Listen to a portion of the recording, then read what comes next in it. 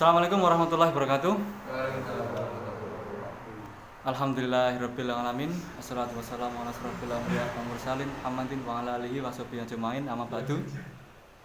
Selamat datang lagi kawan-kawan teknik industri di mata kuliah biologi ya. Jadi ini terakhir kita pertemuan kemarin terakhir masalah jaringan ya atau tisu bahasa Inggrisnya ya.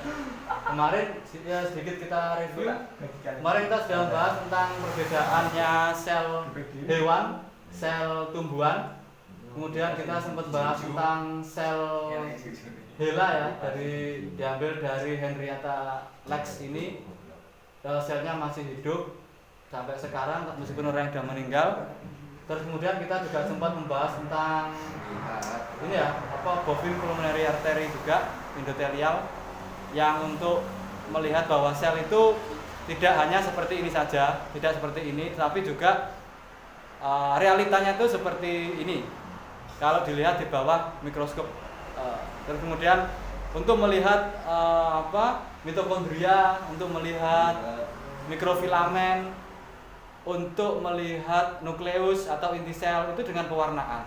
Kalau nukleus itu dengan warna biru, diberi dengan metode tertentu, dengan kimikalia tertentu sehingga nukleusnya bisa berwarna biru. Dengan kimikalia tertentu, bahan kimia tertentu sehingga dia terbentuk mitokondria terbentuk warna merah.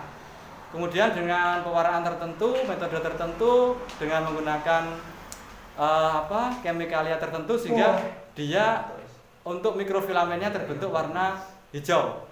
Jadi tidak harus, bayangan jenengan tidak harus seperti ini ya, animasi ini. Seperti itu. Jadi sel kemarin apa kawan-kawan?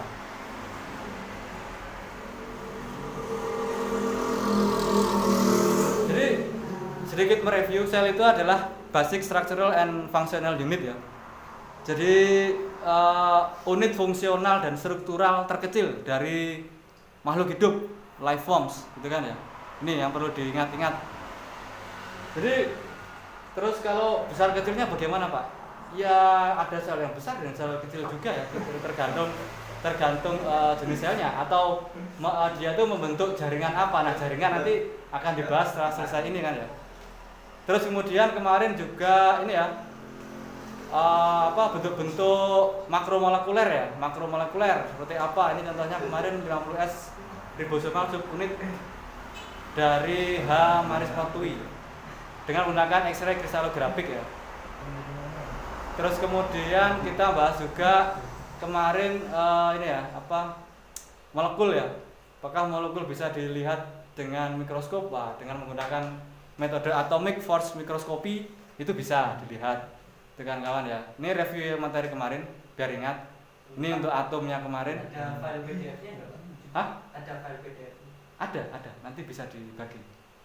Nah, terus kemudian untuk level of biological organization kemarin ya, mulai dari atom sampai ke biosfer, mungkin sampai ke luar angkasa juga ya. Itu sudah dibahas juga kemarin.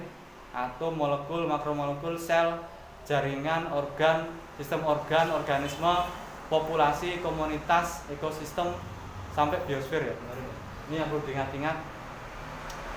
Nah ini juga mulai yang skemanya juga mulai dari atom sampai ke biosfernya, supaya nggak lupa ya kawan-kawan ya. Semoga masih ingat sebelum kita masuk ke materi jaringan ya. Oke, masuk ke tisu atau jaringan. Jadi pada tisu atau jaringan ini apa sih tisu itu ya? Jadi jaringan itu adalah sekumpulan atau suatu bentukan dari sel-sel yang sama. Jadi jaringan itu terbuat dari sel-sel yang sama dan tergabungkan dengan menggunakan extracellular matrix ya.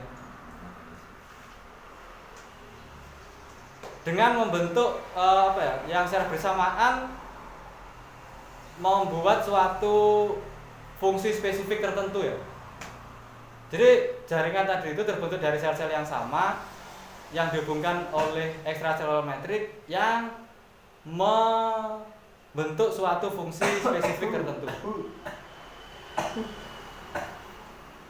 Nah, kemudian organ-organ itu terbentuk dari sekumpulan jaringan yang membentuk satu fungsi yang sama. Begitu kan kawan ya. Jadi organ dari mana ya? Dari jaringan-jaringan yang membentuk organ tersebut dengan fungsi yang sama. Nah ini contohnya kan kawan, kami ambil dari Grumeli dan kawan-kawan ya tahun 2004. Papernya judulnya An Immune Basis Volang Parenchymal Destruction in Chronic Obstructive Pulmonary Disease and Emphysema. Nah ini contohnya jaringan seperti ini. Jadi pada human lung ya, paru-paru manusia itu terdiri dari banyak ini ya banyak jaringan.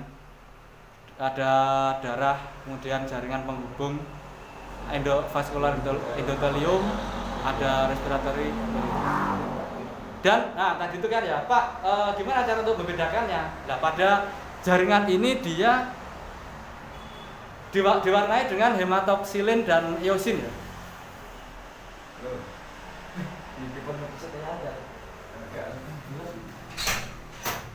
Jadi dengan pewarnaan hematoksilin dan eosin ini, sel-sel nukleus itu berwarna blue purple ya, sampai biru ke unguan.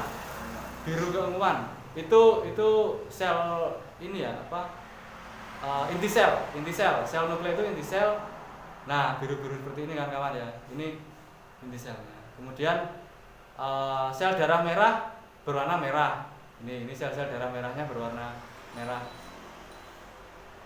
Yang lain berwarna pink.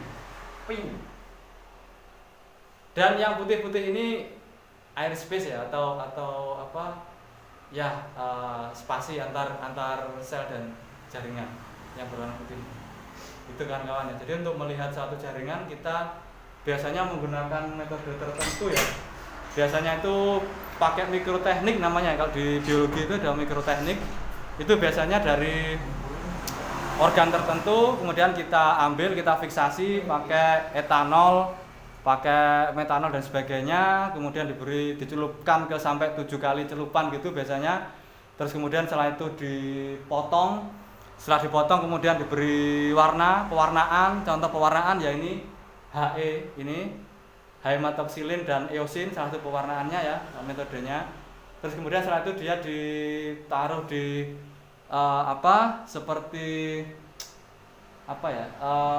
gelas objek gelas.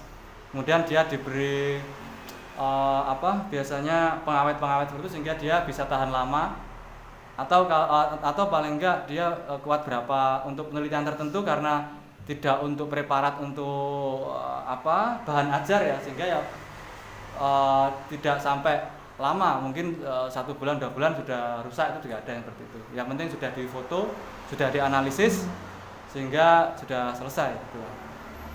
Kalau yang pengen sampai panjang yang memang harus ada pengawetnya gitu kan kawan ya, gitu itu. Terus nah jaringan ini dia itu nantinya akan bentuk organ nih. Jadi organ itu adalah sekumpulan dari jaringan yang bergabung membentuk suatu unit struktural yang mana dia mempunyai fungsi yang sama.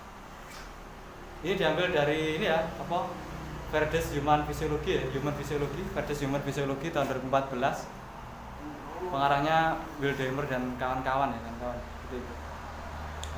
Jadi sekumpulan jaringan yang tergabung bersama dalam suatu bentuk unit struktural yang mempunyai fungsi yang sama.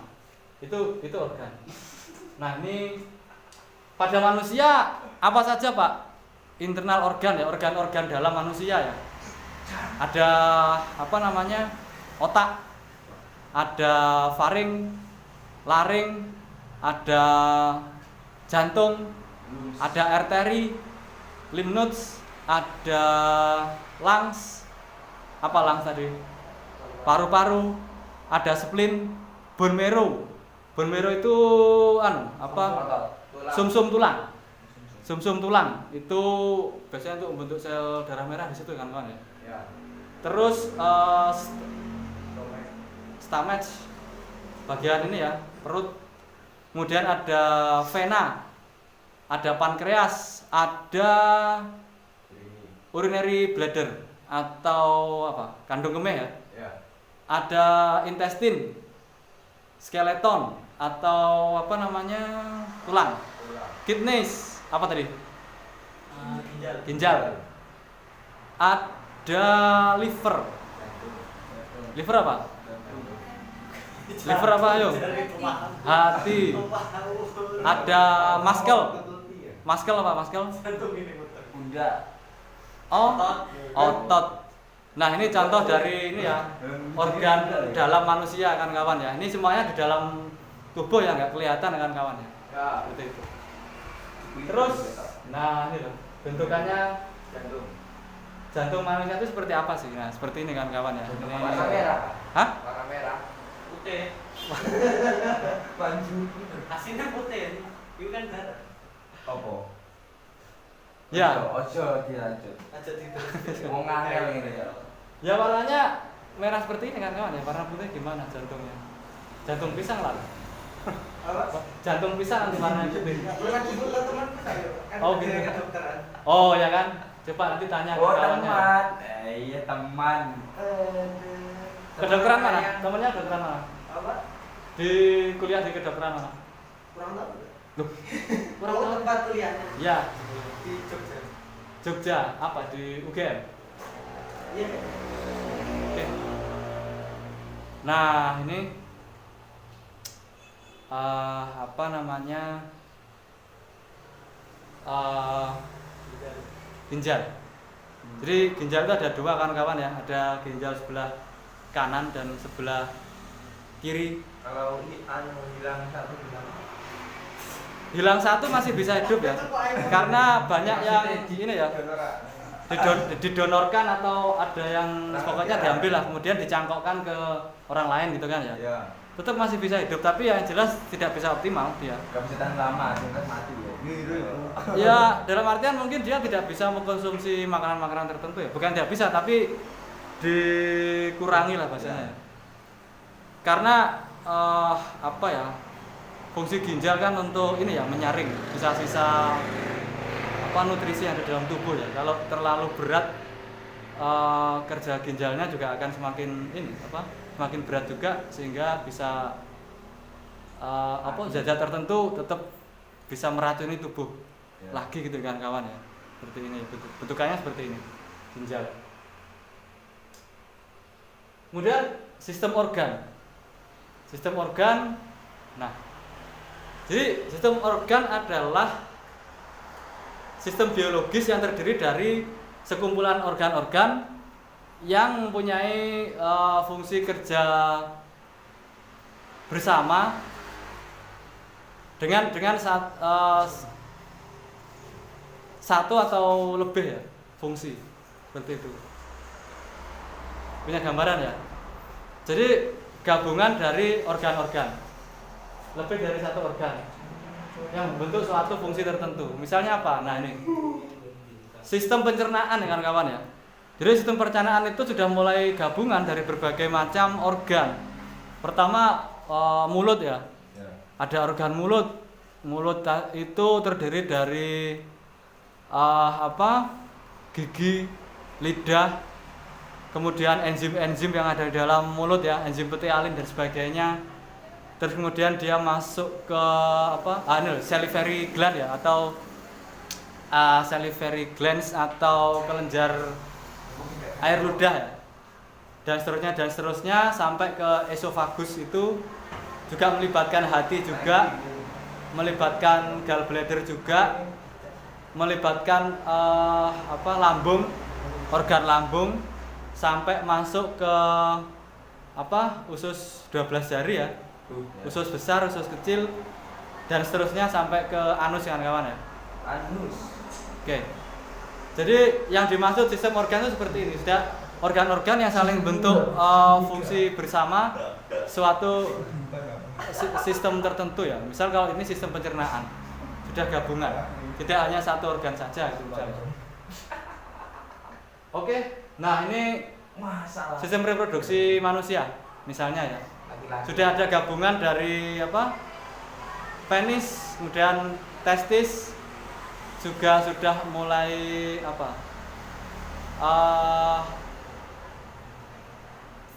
Prostat dan sebagainya. Terus kemudian ini contoh yang lain, sistem reproduksi jantan ini gambar yang lain ya kawan-kawan ya. Juga ini testis, skrotum, kemudian naik ke gabung dengan apa saluran kemih, kemudian keluar ke ini urethral opening. Betul kan kawan? Pak tanya Pak. Ini sistem reproduksi wanita ya. Jadi apa?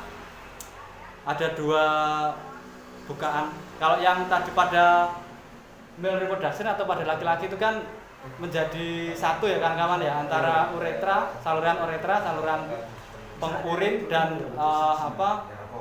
dan saluran spermanya. Tapi kalau pada wanita berbeda ya, salurannya kan kawan ya. Seperti itu. Nah. Oke, siapa tadi yang tanya? Monggo silakan. Pak. Monggo silakan. Kan misalnya itu apa ya isi apa kulit telur. Nah, itu Pak, kulit telur. Hah? Kulitnya apa? Telur. Itu kan biasanya ada yang itu juga dulu itu perhatian. Kulit telur apa ini? Hewan apa? Hewan? Iya. Kulit telur ayam. Tidak, Pak. Apa? Dia sendiri. Oh, Ya, Ngomong kerut. skrotum. Skrotum maksudnya? Iya. Ya. Oke.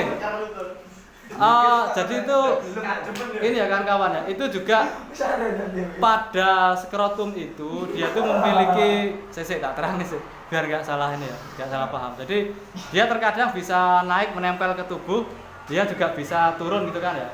Itu tergantung suhu tubuh kita. Jadi kalau kondisi biasanya kondisi dingin dia akan menyatu ke tubuh kita kan. Tapi kalau kondisi hangat dia akan ada yang keluar ya. Agak turun gitu kan ya. Nah, itu kawan-kawan juga dulu tuh sempat ini ya, dulu ada Pak Sofi Permana ya, Dr. Sofi Permana di dosen kami dulu itu kayak pernah membuat penelitian atau beliaunya membaca penelitian dari mana itu efek meneliti para supir bus. Supir bus itu kan dia di atasnya mesin kan. Lah efeknya itu gimana terhadap kualitas spermanya supir bus itu. Itu gitu loh. Itu juga menarik juga gitu loh. Karena pasti hangat terus tuh kan ya kan di atasnya mesin gitu kan. Nah, itu efeknya ke sperma karena sperma itu di skrotumnya supir bus itu menarik untuk diteliti. Kalau kawan-kawan di jurusan biologi atau kedokteran bisa diteliti ya. Itu. Tanya lagi Pak. Alah, kowe tak isi no. Alah, kamu sing ngomong. Isi dari itu lho gak penak.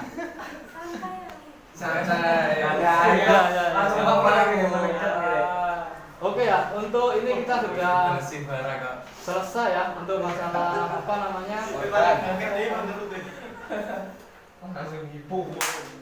Untuk masalah halo, untuk masalah iya biological yang lupa organization. tadi apa munculnya